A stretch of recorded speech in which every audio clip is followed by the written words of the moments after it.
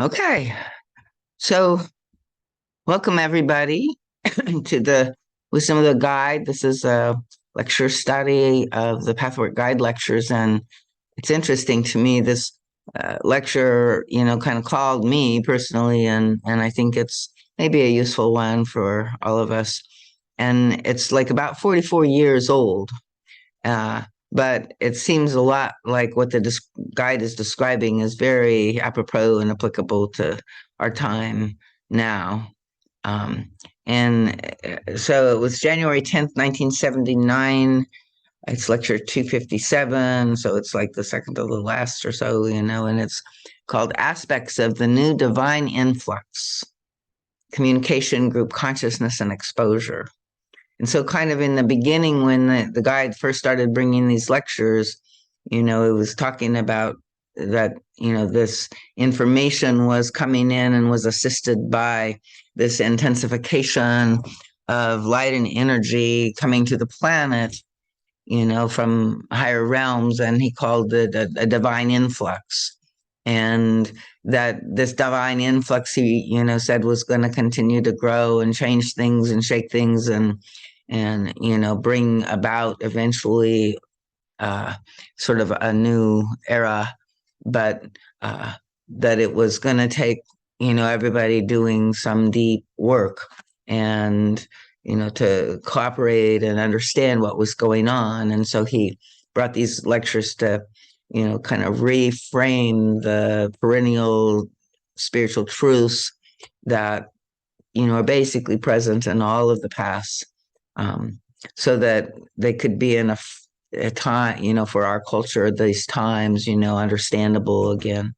And even now, sometimes it feels a little dated. Like this is like back in 1980, basically, and the early ones are like all the way back to 1957. So that is a long journey, and a lot of influxes and increases in light and vibration. But you can kind of see it even as you read through the lectures and look back on our history and then see where we are now. So the aspects of the new divine influx: communication, group consciousness, and exposure. Blessings, my dearly beloved friends. God's light envelops you all. This light contains all you need. Try to perceive it. Try to feel its reality. It is always there for you, and to the degree you refine your inner being through the purification process, you cannot help being aware of this light that flows through all the universe, through all of creation. Those of God's children who have chosen to make the very best of their lives through such a path are especially blessed, for with this opportunity to purify themselves and serve God, they fulfill a great need in the plan of salvation. In this lecture, I would like to speak about some significant aspects of the New Age. This term has been used a lot recently by certain groups of people. Some use it with correct understanding, some manage to make it into a cliche. This, however, is unavoidable. It happens with all concepts of truth because of a human tendency to be glib and lazy and to label so as to avoid feeling the reality of specific truth. But those who do not fall into this trap should not give up altogether using a term that conveys a true concept. I have often warned against this tendency in the past and have sometimes suggested new words, different expressions for the same truth, or repeated the true meaning of a specific word to keep its true concept alive. As far as the New Age is concerned, I have stated before that at certain intervals in history, a new influx streams into your world because humanity has grown sufficiently to be ready for it. This is so now. We have often discussed the meaning and the significance of the New Age in general terms. We talked about the consciousness of the Christ Spirit permeating this world, trying to penetrate the consciousness of individuals to an ever greater degree. And in this work, it's kind of Christ Spirit, Christ consciousness, right? It's understood to be a state of being in consciousness that is within everybody, and everything ultimately. So such a powerful influx must be accompanied by certain manifestations. So, that are not always pleasant, welcome, agreeable, or even constructive. So, like when the power comes down, it shakes things, right? And depending on how it's going to land and where it's going to land and how much resistance and like that within the individuals, within the circumstances and the situations, right? How much a crisis it creates, how much of a difficulty, challenge, but if we can understand what's going on, we can, receive it in a way that works with it and can use it in this way of transformation. So many events on your earth that are outright undesirable are direct results of this influx. In fact, without them, the growth and expansion of consciousness inherent in this new age could not take place. So let me pause here for a minute. Any questions or any comments at this point? Uh, I have one. Okay. So when was this? Is this like a whole book, all of these lectures? Well, they're all free online, and you can download them all. And there's some books that have been compiled with many of them in there, and I think there's like even a CD with all of them on or something like that. So, but yeah, there's like 258 total lectures, and they kind of form a body of work that was channeled by the woman by the name of Eva Paracas from about 1957 to 1978. So, 79. So this is kind of like towards the very end. Somebody's coming back. Somebody else is coming in. Where are they? Ah, okay. So Skylar is joining us now. So did that help? Any follow up on Yeah. that? Uh, and what do you mean by channeled? So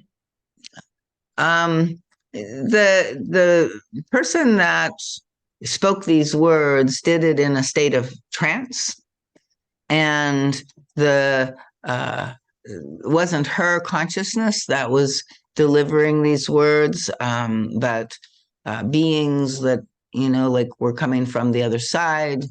Uh, there was kind of one being that was sort of the main voice speaking through, but the guide said that there were many beings behind, this transmission. So it's a kind of, I don't know what your background is, but it's a kind of contemporary transmission. There's many examples of that before and since. Edward Casey was a kind of medium. There Abraham Hicks and a bunch of people, now are channeling all kinds of beings from other dimensions and planes and everything. Eva was one of the early ones, and the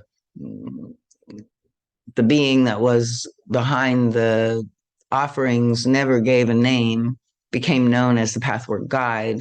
Said it's not important, what the name is, but just kind of tune in and see if the material was useful, and to try it on for size, to have kind of an open mind and try it on, and if it was useful to adopt it, and otherwise not to worry about it, right? So it was not a lot of hoopla about some who this spiritual being was that was bringing this information into this earth plane at that time. But so have you heard of channeled material before?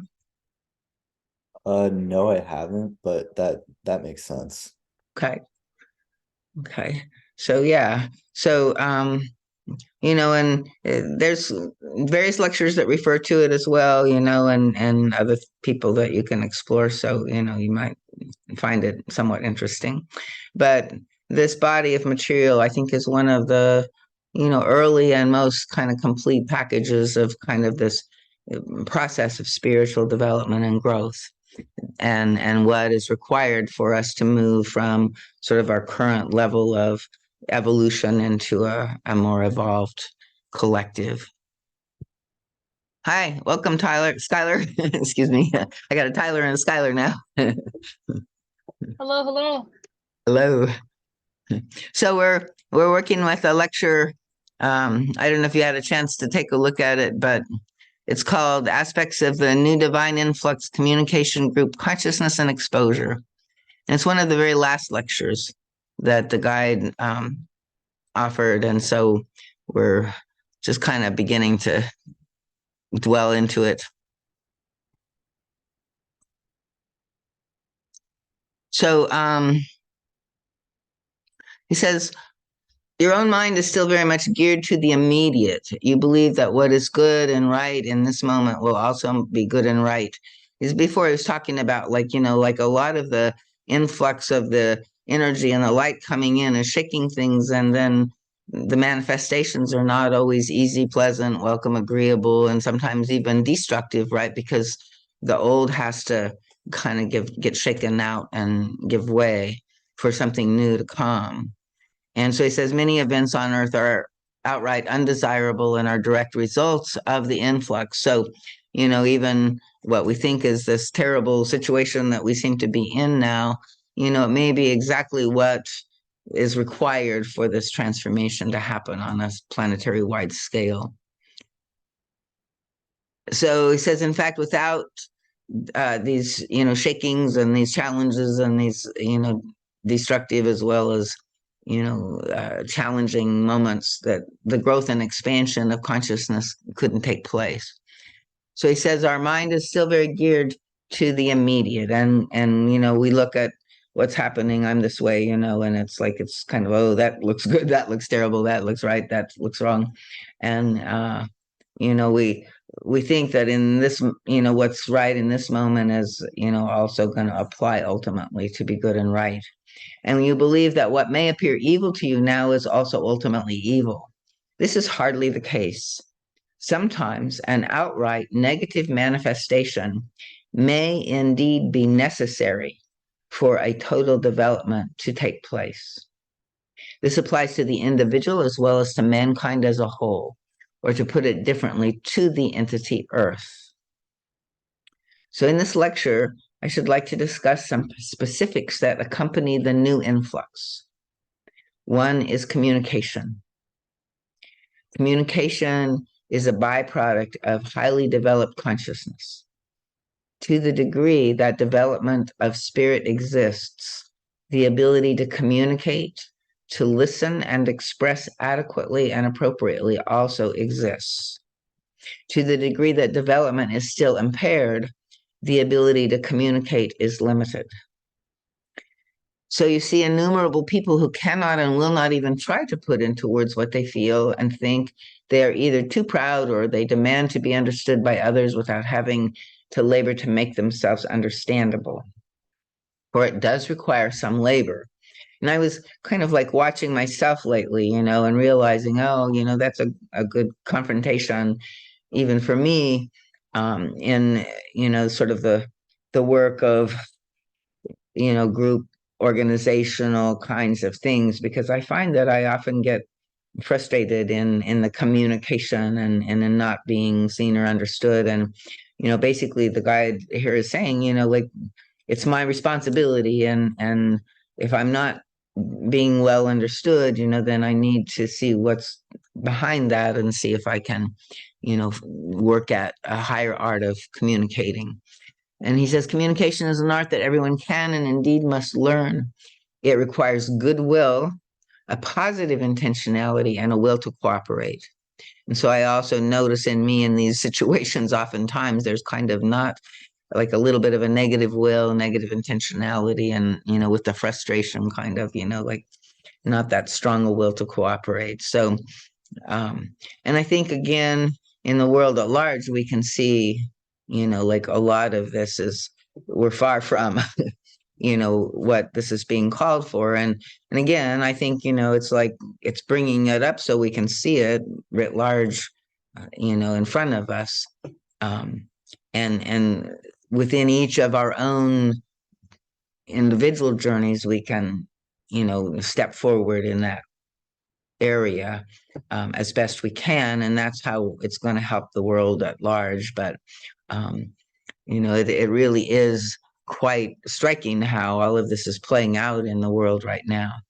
And again, 40 years ago, he's talking about basically the same thing. And it seems like, now it's echoing back in spades, right? So he says, let us start by examining the outermost level. It is no coincidence that one of the major byproducts of modern technology is communication. Even though this level of communication applies to outer events only, it has a tremendous impact on the inner levels of humanity. In the first place, it brings people much closer together. In former times, there was a greater sense of separateness because the distance between people and the lack of communication created the illusion that others were intrinsically different and alien, and therefore were enemies to be distrusted. Experiencing others to be similar when it comes to the basics of living, dying, suffering, and longing eliminates much illusion, fear, and enmity. It contributes to the ever-growing unity of humankind. And so, it's a double-edged sword, but in many ways, in these last 40 years, even increase in this. And up until then, we beginning of computers and now, where we are. And so a lot more interconnected. By that time, we'd gone to space and seen the Earth from the moon and, could see that there weren't any real boundaries around the planet. So, we're trying to expand consciousness into a more unified understanding, but there's also this way that we still identify in our separate groups and our, us against them and all of that. And that seems to be coming out, in more and more obvious ways lately. Knowing what is going on in the world has a definite impact on spiritual growth. Isolation and separateness between people in the past made the world appear too vast to be encompassed. One's own tragedy seemed unique, hence a sense of brotherhood and sisterhood was totally lacking. Today, even the least spiritually inclined individuals experience your entire planet in very different ways. Things no longer appear strange or foreign. There is a greater overall awareness because knowing the events that happen right now in different corners of the earth has an impact on the soul's development. And so again, I think, it's hard for us sometimes when we read this because we can kind of see, yes, in the bigger picture, that's really true, and in many ways, I think there has been a lot more openness to diversity and culture and, all of this, and so much so. And then with the kind of shifting power and resource base, now it's kind of creating a backlash, right? Where, we're the remnants of, the us against them consciousness is surfacing more and more. But it couldn't have surfaced, in a way, except for this larger movement. And I think we're still like sort of the majority of people on the earth are opening more and more and, being more aware of our, similarities than, hunkering down in our separation and our differences. So you see, my friends, technology is not in opposition to spiritual development and to spiritual life. However, it is often abused and misdirected, and therefore it is seen as an obstacle to spirituality. So does anybody want to comment on any of that? Questions, comments?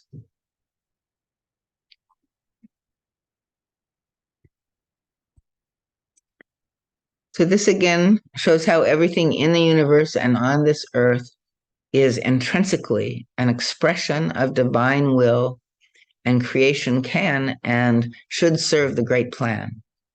Nothing can be created that does not have its roots in the world of spirit. All demonic manifestation can only be distortions and misuses of divine creation. They can never be self-creative. So I don't know if people, have a reaction to, things, words like demonic manifestations. Again, it's like we can talk about these words if you want to. But there's a kind of understanding, that, like everything that is in the shadow and has turned negative or part of our lower self, right, was originally divine in its original current. And so it's always something that can be transformed back into its original divine current. And so, and also in this, I think he's saying, it's never as powerful, right, as the divine creation. And ultimately, the divine creation, has greater, power to, rule this earth in a sense, right, than the darkness. But we see a lot of darkness coming up these days, right? And it kind of makes us shake and wonder. Your present ability to witness and thus to experience events with your brothers and sisters elsewhere has a significant impact on your soul. Your ability to move relatively fast from one corner of your earth to the other brings you closer to the laws of the spirit world, where movement is instantaneous, one with thought. Communication is the most important byproduct of advanced spiritual states. The ability to communicate on more subtle and personal levels has also greatly improved over the last decades. So I know when I first started this work back in 84, it's like I hardly had the words for my feelings or anything that was going on inside of me. And I just was like a bundle of confusion and conflict and, feelings that I didn't have words for and didn't understand and couldn't hardly communicate. And so, it's like I can see in my own self and just in the culture at large, how much more, awareness has come into the culture through this time. And people are, in general, much more able to be aware of what's going on inside of them and communicate a little more about it. Now, to me, we're a vast, deep realm. And so we think we know a lot, but ultimately we don't know really hardly, but just the surface or a little bit of who we really are and the total vastness of it. But compared to where we were, earlier on, I think, again, this greater awareness is I see it all the time in people that come to do this work now. So says psychological approaches have created a greater awareness of self and therefore a greater capacity to understand oneself, to express oneself to others, and thereby to communicate. Before this particular influx, most human beings were completely in the dark about themselves, their feelings, their needs, their true reactions, let alone those of others. It was therefore impossible to create a bridge with another person in a significant way. And, I think back in the generations and, I think, there was some, really deep communication in ways, but in our culture, I think in Western culture in general, it was limited and people were, you know, uh, hold feelings in and there was not a lot of intimacy along these levels of vulnerability and stuff for many people.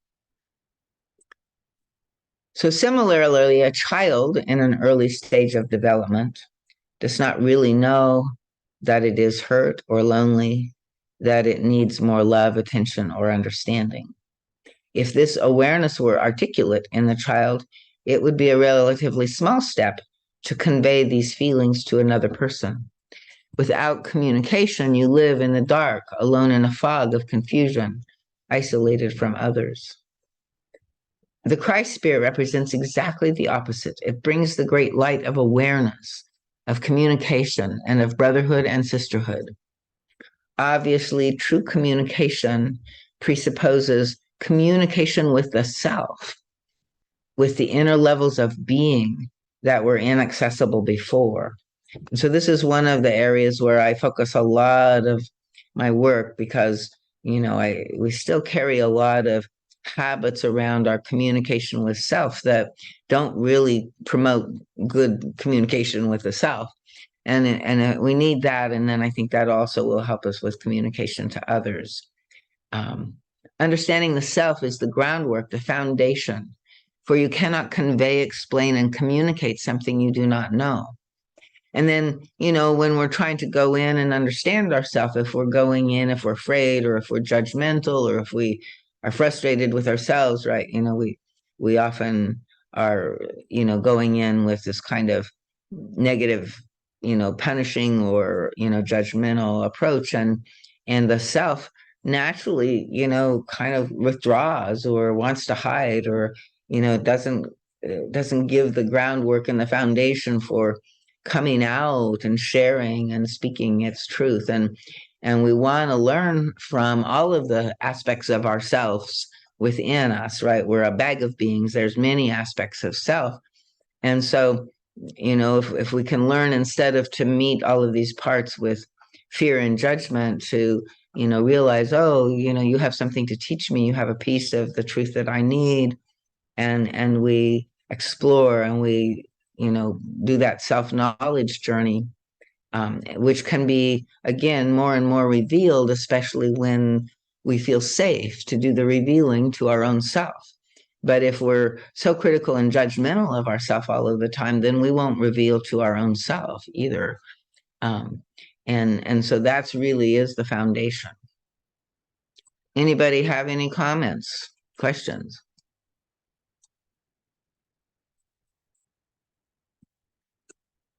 I think most people, do you recognize, right? How sometimes you don't have a good relationship and good communication with your own different parts of yourself, right?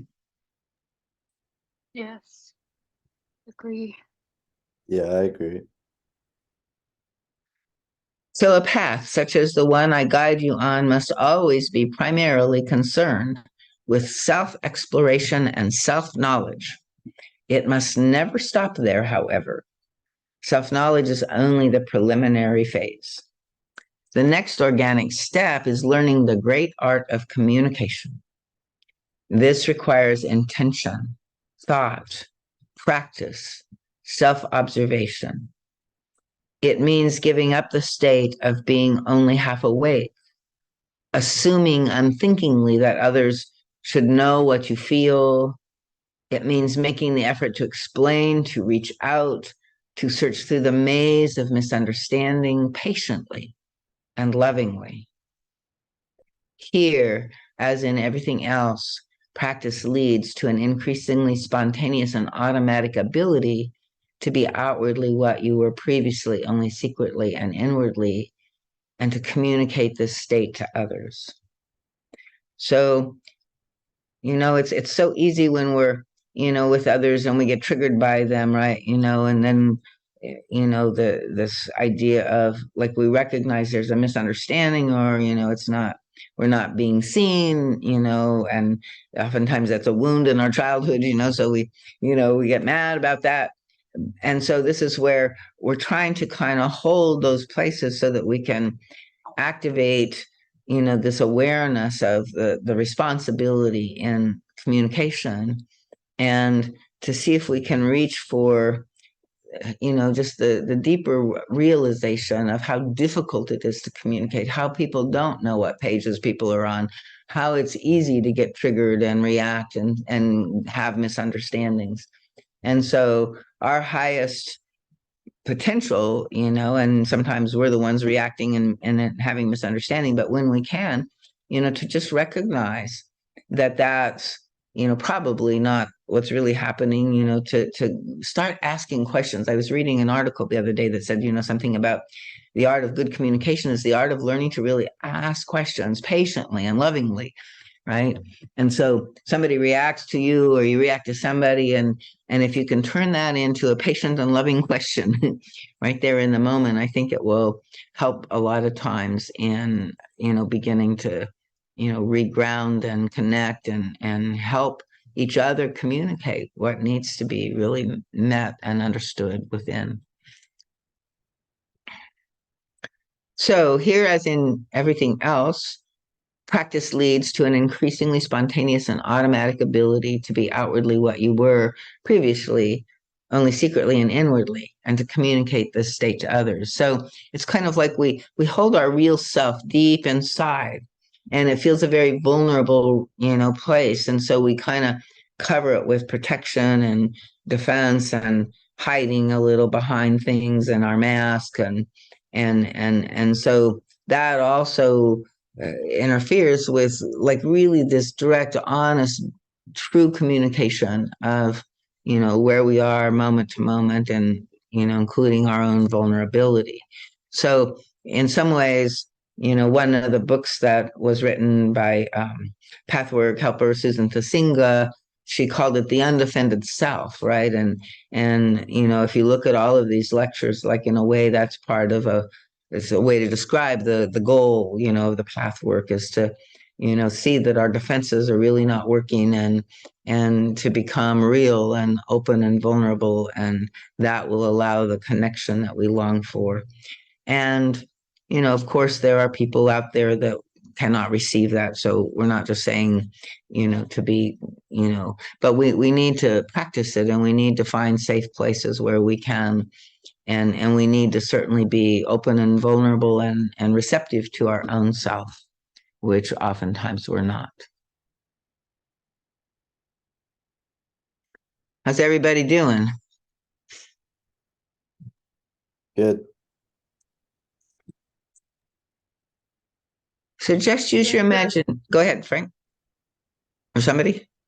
No, sorry, I was just saying everything's good. Okay, good. Following. Yeah. So yeah, different lectures, like bring out more questions and conversations and discussions. So, feel free to chime in if you have something, and it's fine. Just use your imagination and think about the enormous difference that this will make in human communication. How often do you believe someone is mean to you when in reality this other person fears you and erroneously uses the coldness or a rejecting attitude as a defense? And maybe you've been in that place too, right? Where you kind of feel standoffish, and then other people feel like they avoid you, right? um, and so then we can say, oh well, nobody loves me, or everybody is avoiding me, and because they're judging me, but it may be our own sort of fears that are keeping people at bay, because we're kind of withdrawing, and people are honoring, oh, that person wants not to be invaded, wants not to have their space, and so, we can interpret that as somehow a rejection, when it's really people just trying to support what they're reading, from our energy. So when we can kind of understand that oftentimes, there's projections and there's other things going on, and we can question, it can remove the fear, the false pride, the anger. It may enable you to meet this person in an entirely different way, and that in turn will dissolve his or her negative defense that alienates you. So you see how communication brings souls together, eliminating walls of fear that create hate between humans. Therefore, communication is an intrinsic part of the good life. However, the fact that you may attempt to explain yourself is not enough. The way in which you reveal yourself is what makes communication an art. So oftentimes we're trying to explain ourselves, right? And people just kind of back away. If you explain yourself in a way that implies blame and accusation, or even just defending yourself, kind of, it creates a bigger wall. But if you attempt to explain yourself by simply conveying your feelings and needs, your impressions and assumptions in a questioning and open spirit, without insisting that they be the truth, then you can reach a true understanding. You can establish clarity, light, and truth. By learning the skill of communication and practicing it as an art, you foster love and unity. So let me read that again. I think that's important, and it's like saying a lot there.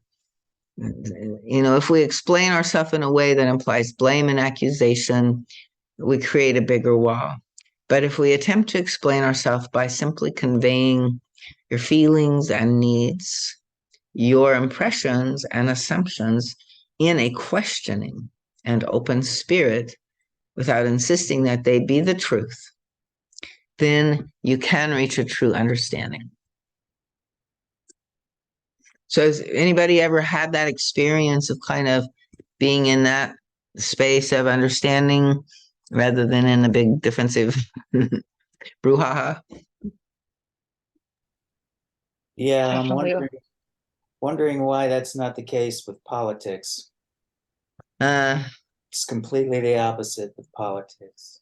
yeah, Where we need the understanding and the most, you know, yeah, where there it could be such a place of opportunity to really bring humanity together right. continues to be split and pushed. Yeah, and in some ways, I think the politicians are almost a class of beings that are still reflecting, sort of the old order of humanity, right? And still trying to work out.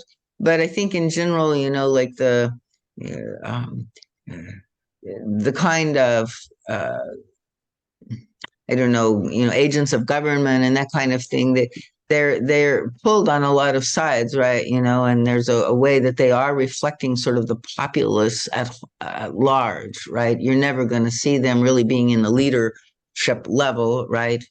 And so that's part of what the guide is speaking to the people that are reading these lectures, because there is a way we can make a difference in this. And there was something that I saw on Facebook recently that was like a quote from Ilya Prigozhin that started this whole chaos theory, right? And he's saying that if you're in a state of maximum sort of destabilization and everything in the system, like he says, little islands of coherence have the power to reorganize the whole system. So I think that's an interesting way to look at this, right? And we're not there yet. Not even in the pathwork would I say have we created an island of coherence.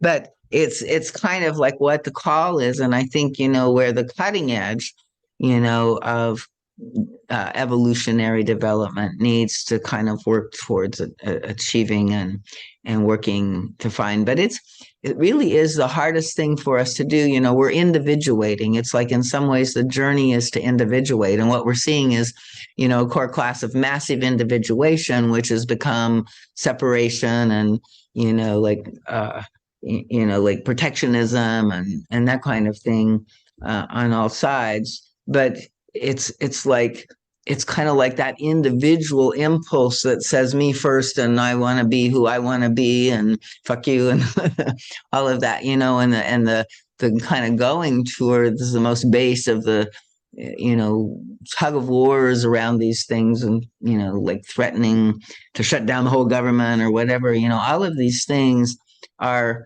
very adolescent levels of consciousness and acting out, and yet it's still apparently working towards expressing, communicating, and hopefully seeing, becoming conscious and transforming those things, because they're not going to work. They are going to have consequences that are going to create pain. We learn collectively in these ways slowly. Sometimes we swing back to the other side, that kind of stuff. But it's a huge thing for this collective movement. It's a big enough thing just in our individual movement, right, of transformation. So we have to, I think, also understand and have patience. But you're right. It's like if people could take this on, uh, and especially those that are governing and leading and that kind of thing, it would make a huge difference. And hopefully there are more and more of those people sort of maybe coming online as well, because I think they're everywhere in some ways, waking up. I think politics is more like an arena for just kind of an ego fight. It's always been egotistical and who can get more. And like you said, yeah, it's hard to do it on an individual level with one another sometimes, to kind of suppress your ego, um, and just connect heart to heart, and with the gentle soul, hear the other person out, and with patience and understanding reply. It's so much harder on that bigger grand scale, and it's almost like, I don't know, maybe I'm just too pessimistical, but it's just always been like that for ages. I think it's just And I think, like the whole form of government that we have, this box, this, constitutional, this kind of Western new thing, right? It's in large part, set up. I mean, parliamentary is a little different, but our system for certain is, set up on a dualistic kind of playing field, right? It's like, so there's only two parties, and, it's kind of like there's this thing at stake that feels like an argument or a tug of war rather than a cooperation. And I think in the original understanding, the founding fathers had this advise and consent, and, really, using a collective wisdom to make the best decisions for everybody. And that's the higher self level of it. And wanting to have a diversity of opinion and people, but it's degenerated, and it's kind of showing us the Peter principle, or the limitation of our current state of consciousness, right? Dualism can only take us so far, and it's run its course. We have to go beyond it now. And so, the guide is saying, let's see. Yeah, but the Constitution is the unifying factor between the two parties. I mean, if the way I see it is, the Constitution is the human expression of divine law. It's constantly being refined to include more and more people, to provide the same opportunities and rights for more and more people. Well, that's certainly the liberal position, but that's not the conservative position, right? But it's there, okay? They keep refining the Constitution. They keep sitting down and saying, well, we should take a look at this law, or we should make a law that gives an opportunity to these people who have not had this opportunity before. I mean, and the two biggest opportunities that we're talking about here was freeing the slaves and giving voting rights to women. Those are the two biggest ones that I can think of that happened. Right, and that has been sort of the movement that has been in our time, but it also is having a backlash, right? And never was like a complete acceptance, and now in this age of individuation, like we used to kind of go along with the majority or that sense of things, but now like the minority is pulling very strongly, saying, what about me? And it's all the minorities, right? And everybody becomes a minority, and everybody becomes a victim of the system, and everybody is kind of in this tug of war, is part of what. But you're right, it's like that ideally, and part of why I think what the founding fathers would have it. But those kinds of things for some people are, were not meant to be, like we had to vote them in, and people don't still agree with everything today about that. And still, it's kind of not, like there's so much more that it has to go. So, it's like the fact that we've gone that far is just and it's taken a civil war to free the slaves. It's like you can see how entrenched the consciousness is. 236 years. That's when they drafted the original Constitution. Right. And so like there's still, and women, like didn't get the right to vote until, like just this century. So it's like, and even the freeing of the slaves took a war. There's so many forces that are, opposing and pulling against it. And at some level, just more wars. I mean, I think he says something here. Let's see. Says, how can you, let's see. How can you assuage your loneliness unless you establish bridges with others? How can you lose your fear of people unless you truly expose the misconceptions that others want to be your enemies? We're all thinking in these ways, like maybe they are misconceptions. I don't know. It seems real to me. You can achieve this only by taking the trouble of exploring yourself sufficiently to know what it is you really feel. Often you believe that you feel in a certain way, yet it is not at all what is really going on in you. So I thought there was something else here. Hold on, let me just finish this. And you need to take the apparent risk of explaining yourself, even if this can rarely be done in one simple stroke. Yeah, this wasn't what I was looking for. Sorry. But anyway, like good discussion on the politics. And I think as he goes on, he brings this in even more later. So so let's continue. Like he's talking about, this basic soul level need, right, to know ourselves and to be able to communicate all of that, and to connect with each other, so we are recognizing our similarities and our union. And he says, how can you lose your fear of people unless you truly expose the misconception that others want to be your enemies? You can only achieve this by taking the trouble of exploring yourself sufficiently to know what you really feel. Often you believe that you feel in a certain way, yet it is not at all what is really going on in you. And I don't know if you've ever run across that, but I feel very strongly, oh, this is what, and then I discover later on, oh, there's a whole other story going on. So we need to kind of question and not always be so certain about everything we think we know, right? You need to take the apparent risk of explaining yourself, even if this can rarely be done in one simple stroke.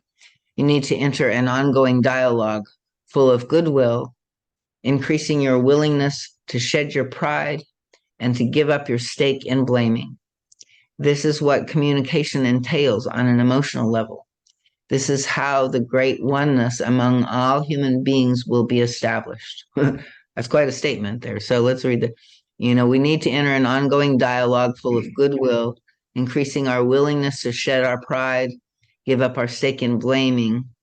And this is how communication entails on an emotional level. That is what communication entails on an emotional level. This is how the great oneness among all human beings will be established. This is how fear and hate, hence war on all levels, will increasingly disappear. In other words, true communication will contribute to bringing the kingdom of heaven to earth. Well, what's interesting is we've created quite a few social media platforms for purpose of communicating, but as of yet, they're not actually being used in this manner. Or they're being co-opted by the Yeah. negative side. Yeah. Yeah, very few people are expressing their true feelings on Facebook. And a lot of it has been, co-opted by commercial, materialistic commercialism and that kind of thing, right? So the communication is, sort of, again, at the level of the cultural conditioning and the hypnotic spell of, turning us all into consumers. And but yet the platforms are there, so they could be transformed. True. Eventually. Yep. I also think that the medium itself has to be transformed. Like right now it's just like texting and stuff like that, and like phone calls, which is like a very low level of actual communication. Like that's probably I only agree. 10% of what can actually be established. And I think there's something even in all of it that's kind of remote or online, or that like is different than being in person to person in human contact with each other. So I don't know how that gets resolved, but I think there's a fundamental tension in that, and it's better than nothing that we can like Zoom across the world. But I think it's very different when we are in each other's presence, and we can talk to each other one-on-one in that way. It creates a whole different consciousness. So maybe we all learn how to teleport. I don't know. So he says, but there is an even deeper level of communication which you ignore. It is still very obscure, but once you focus your attention on it, it will reveal itself clearly as the levels I have just discussed. All interactions between human beings ultimately contribute to the final aim: reconciliation, oneness, brotherhood, love, understanding, and truth. So all our interactions, even our wars, even all our craziness, even our beheadings, our, like destruction, like he's saying, ultimately contribute to this final aim of reconciliation, oneness, brotherhood, love, understanding, and truth. In the final analysis, even the most negative interaction between individuals serves this purpose. When two entities, either individual or collective ones, are involved in a negative interaction, a deeper purpose is being fulfilled, even if the interaction has a most undesirable result at the moment. The higher selves of both entities are always at work. The higher self has not created the negative interaction per se, but it uses what already exists, the negativity, for the purpose of dissolving it. The dissolution and transformation of negative material cannot possibly take place unless there is an outright manifestation. So that's a part of what we're seeing right now, right? It has to get out of the unconscious and out into the light of day, and everybody sees it. And so that's also something that the media is doing. I know, there's YouTube videos of, all of the things, the crazy things that are happening all of the time, right? And so it's like exposure is part of, what's happening now. And that's a part of what this lecture is about as well.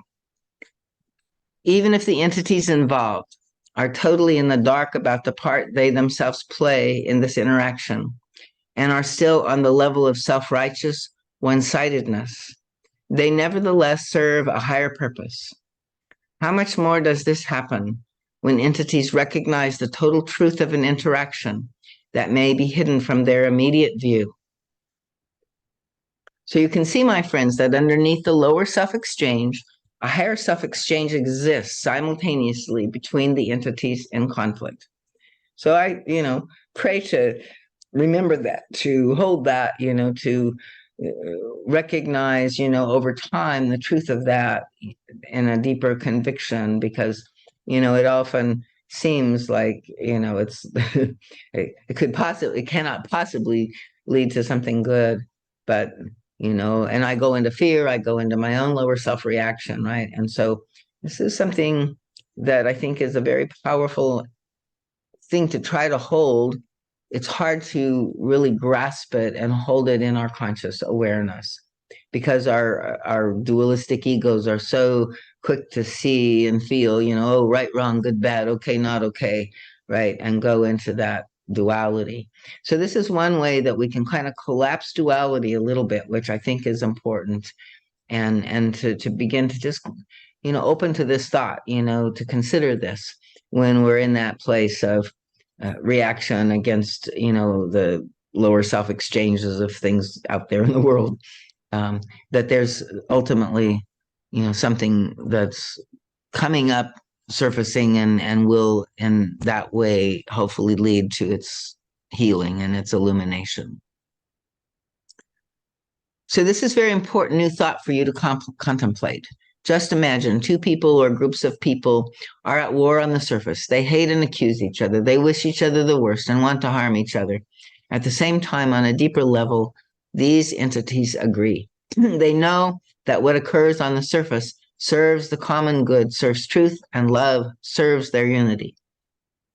And in some ways, it serves their unity more than being in their mask, and pretending unity, right? Because it's more real, and this is where they are, right? And so it's like at least they're engaged at that level.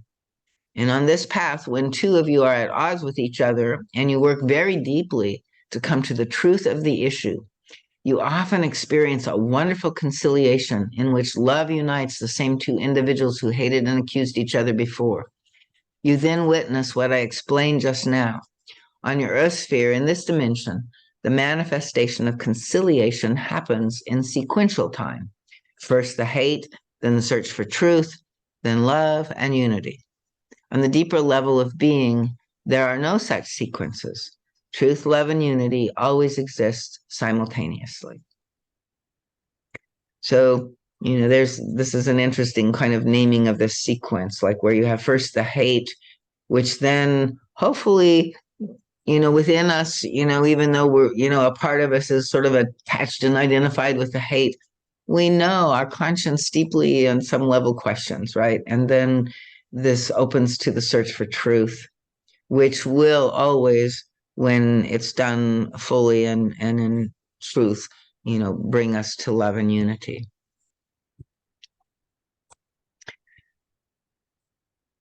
Take this new vision into account. It will help you perceive that every situation, no matter how hopelessly confused and negative it may appear, simultaneously harbors inner truth, love, and unity. Your understanding of this will accelerate the conciliations on the level of sequential time, so that enmity, search, truth, love, unity follow each other in ever quicker succession. The influx of Christ consciousness brings more spiritual values and laws to your plane. Many spiritual laws and values are generally known through religions, but few are truly understood and experienced in depth, let alone lived on the innermost levels. Still, too often humanity takes these laws, confuses and distorts them, and then either disregards them altogether because distorted they make no sense, or hypocritically obeys them on the surface level that fails to reach the inner person. The more humanity grows, the greater the influx of the Christ light can be, and the more it will be possible to make true spiritual values part of the human consciousness. In this particular lecture, we are dealing, first of all, with the law of brotherhood, which I have often mentioned. Without brotherhood, there is no love. Without love, there is no brotherhood. Love is union. Hate is split, dissension, isolation. Love means mutual understanding. Yet for understanding to grow, effort and goodwill are necessary. In other words, love is not something that happens like a miracle, nor is union. You cannot experience union with God unless you are able to experience union with your brothers and sisters, even those you think are your enemies. On the outer level, you may not achieve friendship with them, for it takes both parties to really desire truth and union. But on the inner level, you may well be quite consciously connected with the higher self of that person. Never forget that love - union with God and other people is the result of communication. And communication is a result of serious effort with a commitment to use your intention and your energies to make yourself understood in the best possible way and to understand the other. For both purposes, you need to empty your mind of all preconceived ideas your lower self has a stake in retaining. You need to put aside enmity and distrust. You need to listen deeply and openly. You need to convince the other of your goodwill for the truth. You need to summon the maturity to realize that others do not know what you mean, feel, think, and want. You need to explain yourself in the deepest, most sincere way possible. If you proceed in that way, you will find no problem between you and others that cannot be resolved. Great strength and self-esteem will grow from this, my friends. And in the same way that we, can communicate, we also want to listen deeply and openly. Not only, to share ourselves, but to receive the other person. And then, I think there are many, levels of energy that are out there that, you can't really, they're not going to meet you at that level, but many are, right? And so we have to do some discernment, right? Where, the consciousness is simply wanting to expose and be in the split and activate the negativity, or whether there is sufficient goodwill on, both sides. But it's amazing how much, especially if it's just out of misunderstanding and fear or, projection, that, people can begin to relate and go through a different level of understanding with each other when they can open in this way. So first, you need to sacrifice your pride, your stubbornness, your pleasure in having a case against someone, or your fear of finding out that you are wrong and bad. You must put all this aside. In that way, you will greatly contribute to the ever-growing flow of communication that is unprecedented in your era. So, it's always important to just kind of look inside of ourselves when we're in a conflict or an argument or a split, or we're feeling like other people are not, getting us right, and see, like ask ourselves, where is that pride, that stubbornness, the negative pleasure of, being right and judging somebody wrong, or fearing that you might be wrong, so you're defending yourself, right? All of that. And so, we're trying to, own and do some of that deep inner shadow work inside of ourselves that can, again, by just seeing it and recognizing it, not judging ourselves, not beating ourselves, but recognizing and then saying, oh, that's not what I really want. That's not my deepest choice. I may not even be able to stop doing it right now, but I pray to God to hear that the deepest choice that I'm making is, to be one in this Christ consciousness, right? And in that way, you help herald an important aspect of Christ consciousness within yourself and others. And then you truly become a servant to God's plan. Desist from yielding to the temptation to keep yourself locked up in isolation and resentment. Often, again, pride, fear of shame, right? What helps that is true humility, right? We don't have to be better or worse than. We're just our human selves, and we're flawed and imperfect, and yet we're children of God. And so we can desist equally from yielding to the temptation to accuse and blame, right? We may be triggered, something may have happened, right? But like to open, to deeply wonder and seek instead of just reacting and pointing a finger. And if we are there, like oftentimes that's because some kind of old trauma has been triggered. So we can look into that. But in general, to make ourselves neutral, at least temporarily, until we have the chance of finding out what the truth is.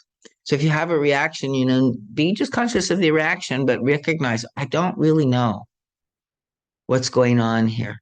So let me open and ask those questions, right? Do not fear the truth. It will be so liberating.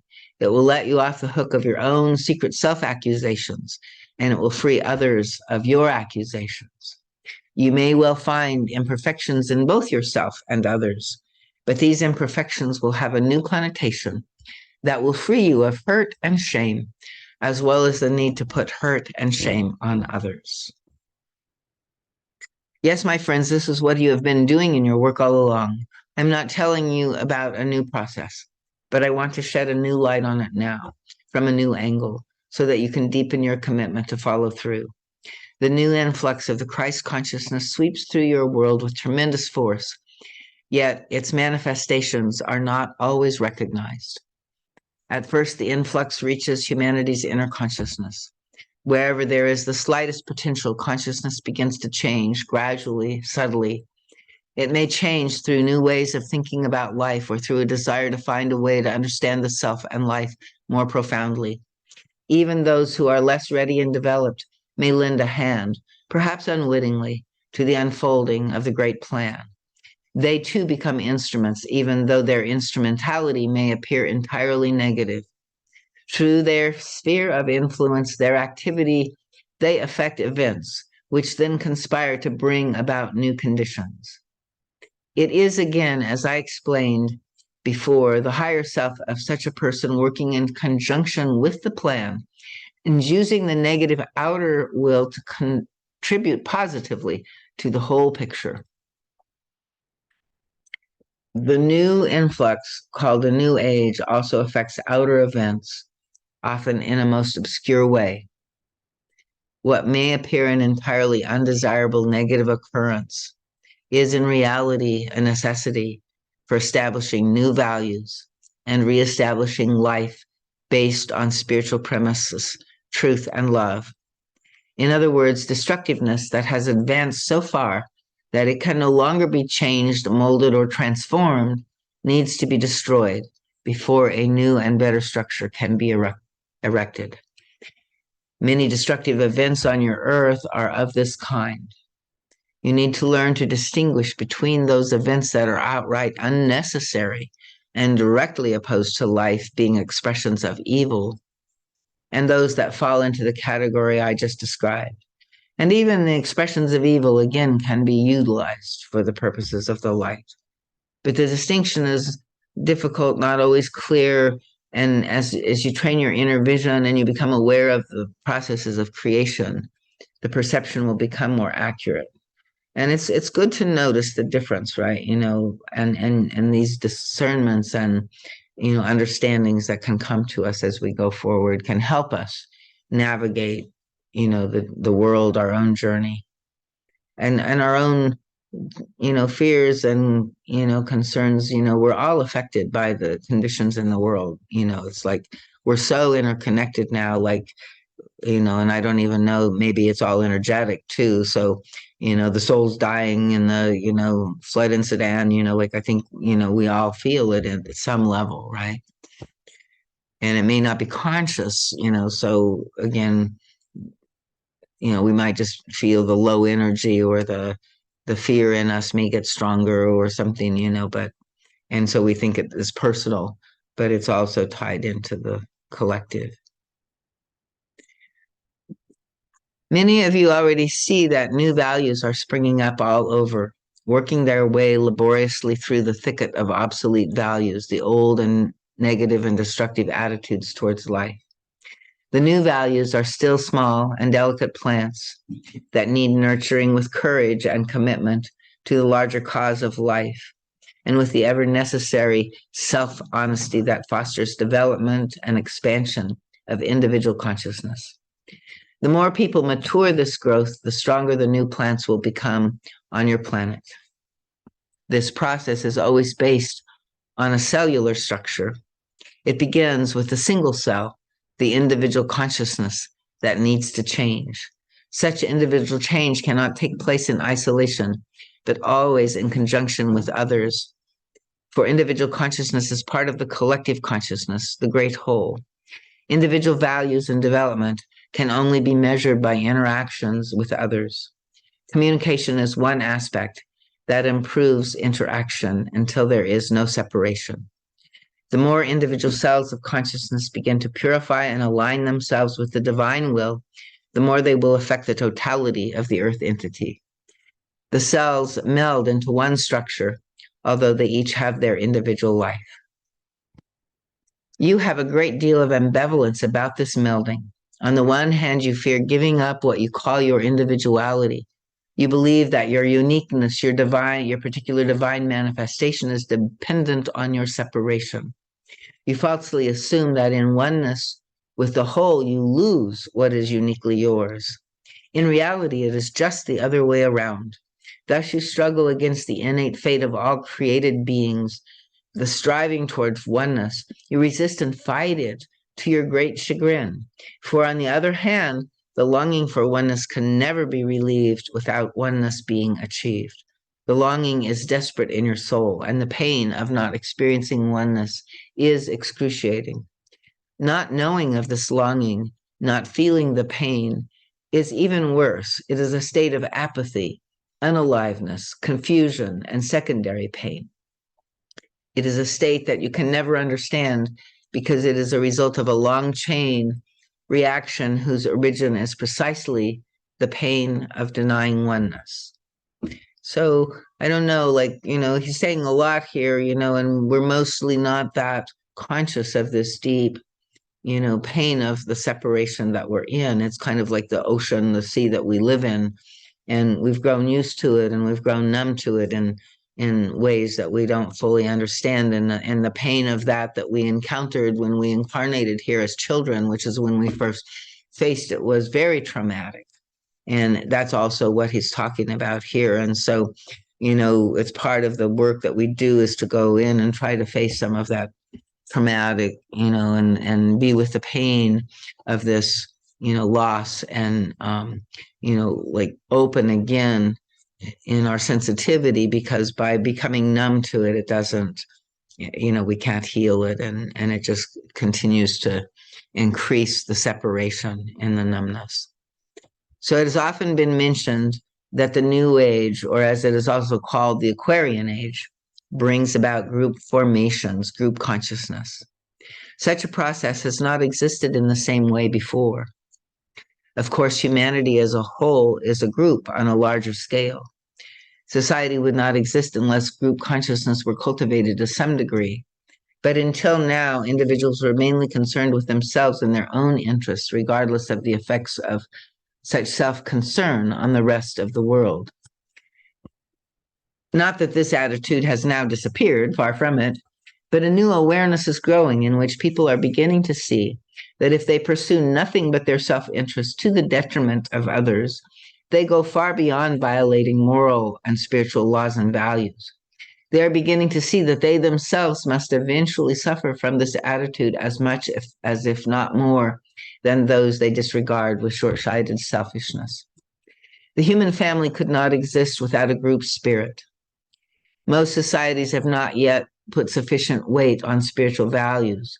They are unaware of any new influx, and they proceed by old standards and values that are often based only on expediency and on the most short-sighted goals.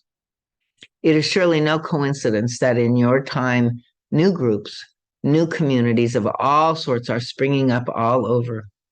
Many of them are misguided, many succumb to the influence of destructive forces and evil spirits. This can never be different on your plane of consciousness. Wherever there is a divine influx, the demonic forces send out their own influences to corrupt those who are not purified, to tempt them and to destroy them. This does not change the fact that new communities must spread which represent new values and which become models for new ways of life. The point is always to be wakeful and to never neglect the work of self-purification. This is the only key of safety. If you follow this through painstakingly in the spirit of service to fulfilling God's will, then the dark forces can't confuse you.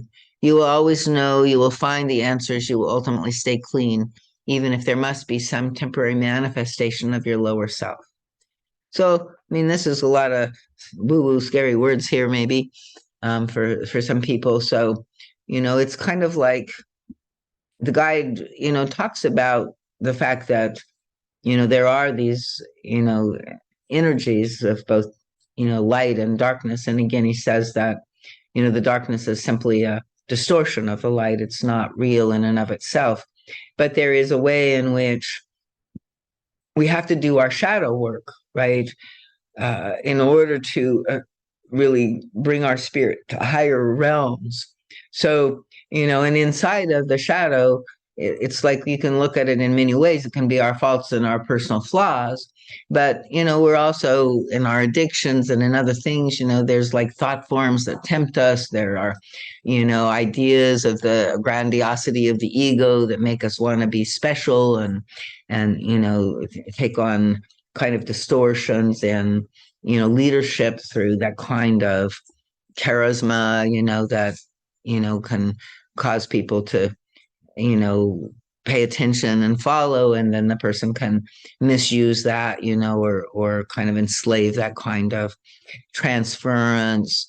That's a tendency for people. So, there's lots of different ways that things can be corrupted, and so we can use lots of different terms: our own lower self, destructive forces, evil spirits. You take your pick, and they're living with us all this time. So it's not like if you have some with you, they're you're fine. They've been with you for this amount of time, and you're already working to get more conscious and to transform and heal them. And in some ways we brought them in because on this earth plane, it's really a powerful place where our free will and our choice to follow God can transform and heal these forces. And part of the whole plan of salvation is so that all the fallen spirits, can return back to the divine. So, it's like there are brothers and sisters again in some ways, even when they are, totally oriented towards negativity and, the darkness or the ego. Materialism, separation, the guide has some lectures on what these forces are. So, any comments, questions? I actually have to go because I have a lot of homework to do. Okay, Tyler. Thanks for joining us. Hopefully, Yeah, thank you. found it useful. Yeah, I did. Thank you. Have a good night. Okay. Yeah. Talk to you later. Okay. So I think we're getting close to the end here. Everybody else good? Yeah. Yeah, I'm Okay. good. Okay. So I wish to discuss now another manifestation of the new influx, exposure. Again, you can see this aspect individually and collectively. It can hardly be missed. It is so obvious. Through psychology and recently through profound spiritual work, exposure of self has reached depths unknown before in your history, with the exception of initiates who form small minorities in different cultures. Now, exposure of the deeper levels of self has reached unprecedented degrees. Even, and I think part of that is even in this kind of out picturing of the, core class of negativity and craziness.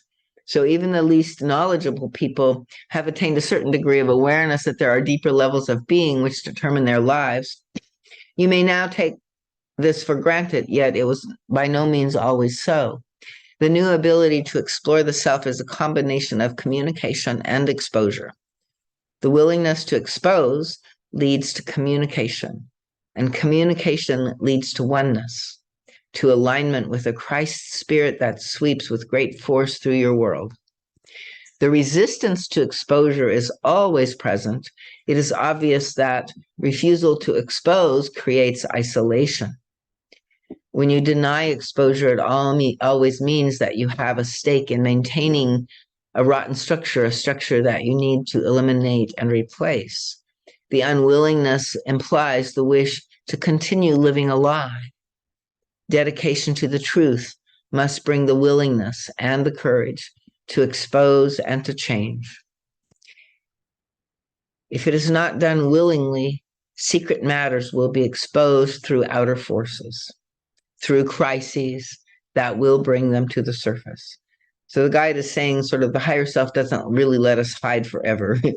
We may get a chance to do it for a long time, but eventually some kind of outer crisis or outside forces will, bring the hidden material to the surface.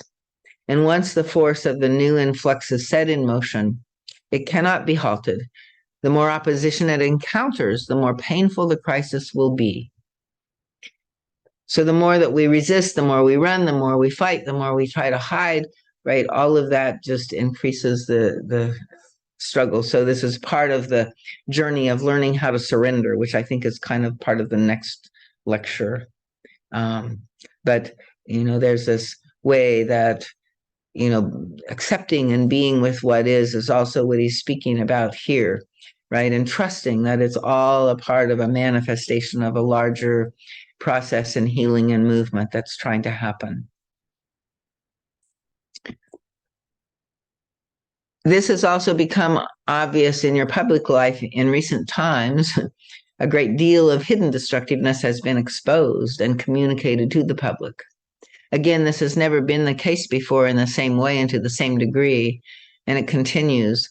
I don't know whether maybe this is like the Nixon era or something. I don't know exactly what he's referring to in that time, but we've been going through this for a while where, the exposing of, destructiveness and the shaking of our democracy or the, the ways that bad actors are trying to take it into dark places. It's been ongoing, but it seems like never to this degree have we been, and so these times feel like an intensification and a culmination somehow of what he's describing here. Something new has been set in motion through communication, through exposure. The whole world knows of political misdeeds that would previously have remained secret. Through the evolving group consciousness, a great interplay and interaction takes place that allows all of humankind to participate in the drama of development. Viewing world events with this understanding is important.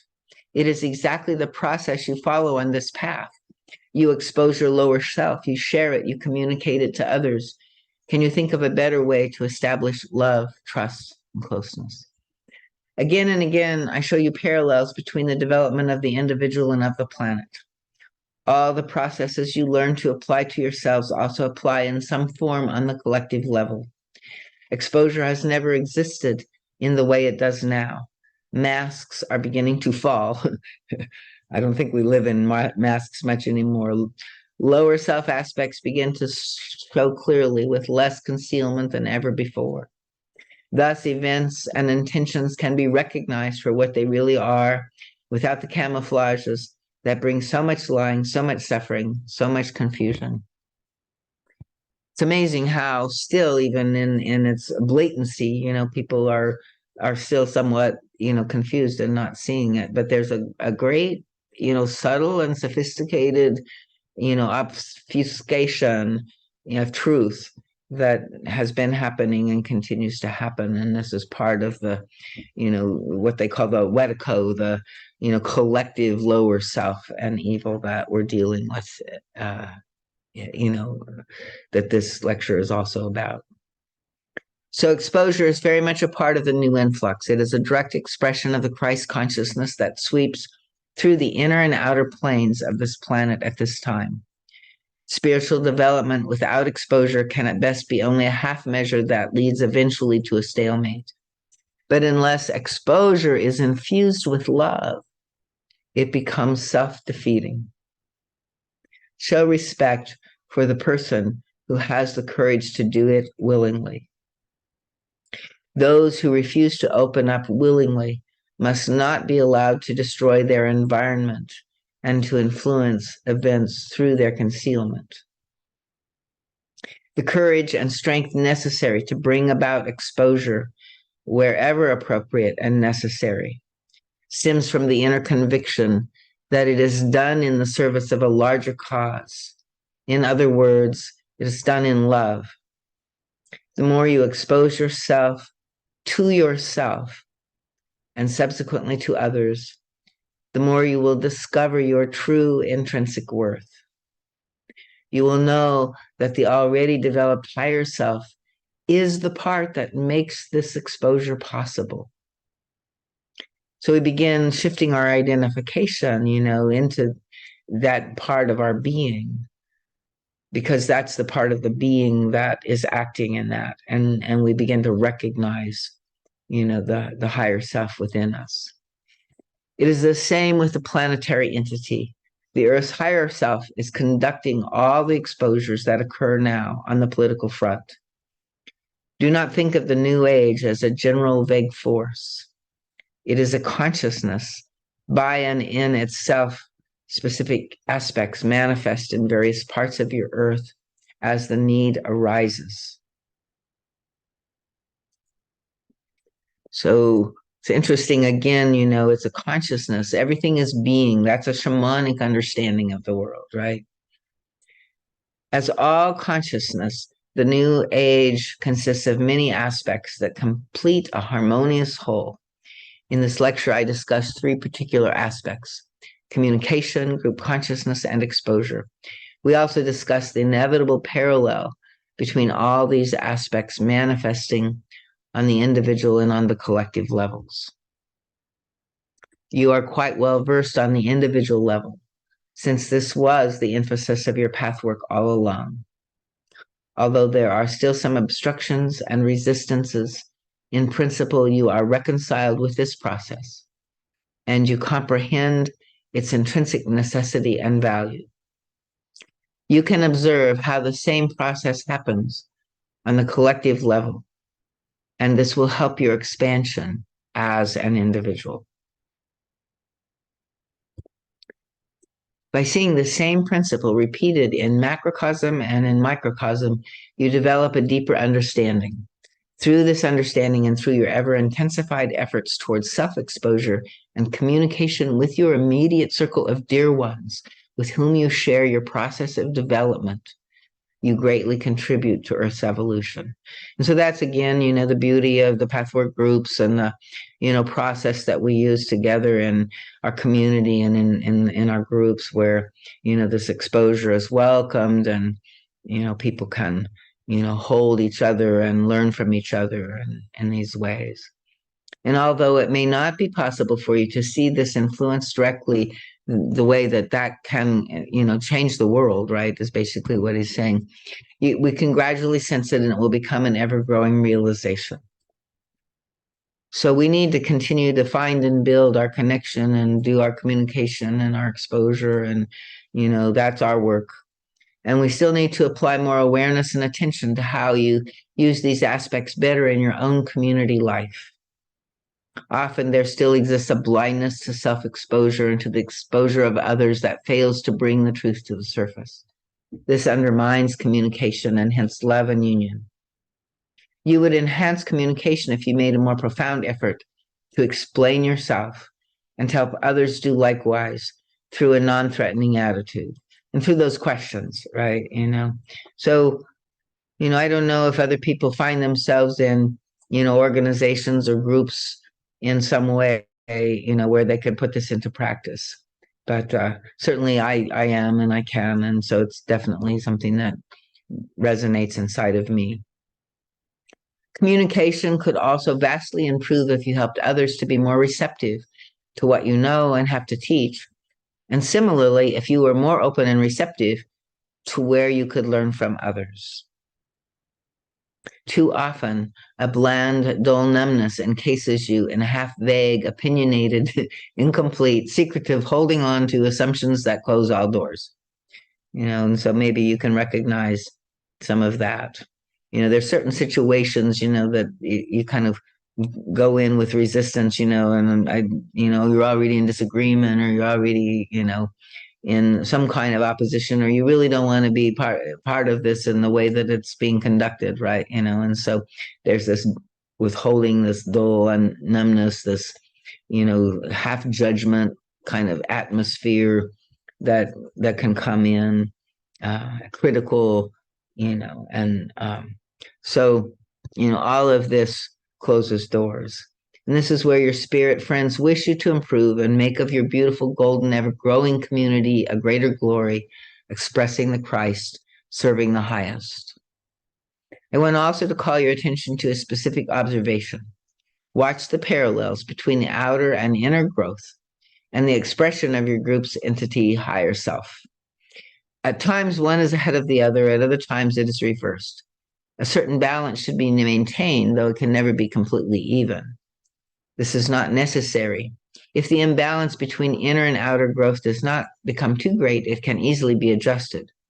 No crisis will accrue from this imbalance. It is all in the scheme of things. So far, your inner development has always exceeded the outer, and this is truly the more important, the more solidly grounded way. But the time has come when you can consciously help the outer growth catch up and make it more an expression of your inner reality. Look at this beautiful world with the eyes that see the whole, that comprehend the Lord's working behind all that is. Let your hearts be filled with the freshness of life's healing powers that flows from the source that encompasses all that ever was created and ever will be created. This source resides right in your own center, even when you are unable to connect with it or to experience its reality through your confusion and your momentary suffering. It is always there. You are all surrounded by the great force that flows with such renewed vigor through your universe. Be blessed, my beloved friends. Pursue your commitment to the end. Never let up in your devotion to serve God. Oh.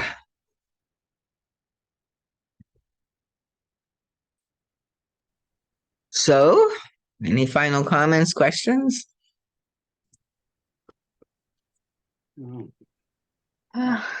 Mouthful. I mean, you can kind of get the impression that it's like, okay, I got a few more lectures and I gotta squeeze a whole lot into it, Yeah. Oh. Yeah, you can tell that this is a kind of closing crescendo, trying to, wrap it up and help us comprehend what's going to happen, what's happening and what's going to happen, and to help us find our way through it, because it's very easy to go into darkness and despair and negativity ourselves, and then we're not helping, right? I was at a ceremony a while back, where I really saw, like sort of the depressionary kind of energy that was holding inside of me and realizing, it's not really true, and there's some way that those forces, so we have to consciously choose the light, choose the lightness, choose the breath to, help us lift up and expand a little, and lighten up out of all of this heavy conflictual time. And I think, also then working with, our own places where we do have darkness and despair and negativity and taking that on, and then also learning, choosing to love more, choosing to love ourselves and love each other a little better, and making that an inner intention and feeling the longing that we have for that, that often, kind of just gets so subtle and underneath all of the present kind of ego struggles and issues and conflicts that we have with each other. Yeah. All starts with the inner work, shadow Yeah. work. Yeah. And people help you discover too, help us. I mean, uh, things that trigger and things that need to be healed. Yeah. Exactly. Okay. Well, does that seem enough? Was it Yeah. good night, everybody? Okay. Well, thank you Yeah. for joining. Thank you. And Thank you, yeah, Diane. let's do it again in 2 weeks. Take care. Good seeing you, Frank. Take Good to care. see you. Take care, everyone. Bye-bye. Bye bye.